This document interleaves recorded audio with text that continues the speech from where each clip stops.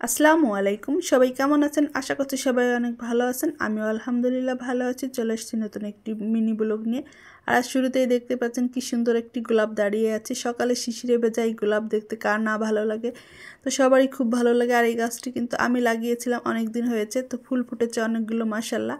আর আজকে আপনাদের সাথে শেয়ার করবো দুপুরে আমি কি রান্না করছি।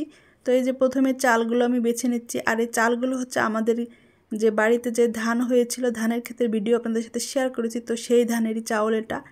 আর এই যে আমি সবজি কেটে নিয়েছি, এখানে পাতাকপি, গাজর আর আলু আর পেঁয়াজের কলি কুচি করে নিয়েছি, এটা ভাজি করব।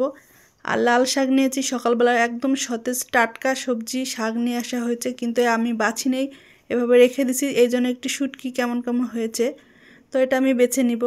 আর এখানে শিং মাছ নিয়েছি, এই শিং মাছগুলো পরিষ্কার করা হয়নি। আমি সবসময় মাছ একবারে কেটে পরিষ্কার করে রাখি, কারণ ওই যেদিন মাছটা এনেছি ওদিন 5 কেজি মাছ নিয়েছিলাম, এই জন্য মাছগুলো ঘষতে পারিনি।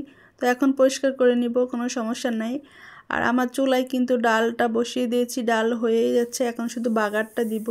তো বাগার দিলে ডাল হয়ে যায়। আর আমি কিন্তু এখন ওরকম ভিডিও ছাড়ি না, ভালো লাগে না ভিডিও করতে, তারপরে আবার ভিউ হয় না, এই জন্য মনটা একদমই খারাপ। তবে আমি শর্টস ভিডিওগুলো ছাড়ি, প্রতিদিনই ছাড়ি 3-4টা করে। তো আপনারা ভালো লাগলে দেখে নেবেন। তো এই তো আমার রান্না করা হয়ে গেছে। এই যে লাল শাক ভাজি একদম গরম গরম ধোয়া উঠছে।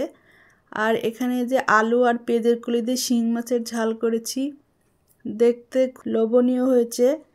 আর এই যে ডালের ভিতরে 2-1টা পেঁয়াজের কলি দিয়েছি। আর এই যে তো বাঁধাকপি ভাজি। তো আজকে আমার দুপুরে রান্না এটাই। কেমন লেগেছে আপনাদের কাছে? আর সবাই ভালো লাগলে লাইক করবেন, কমেন্ট করবেন, সাবস্ক্রাইব করে আমার পাশে থাকবেন। আল্লাহ।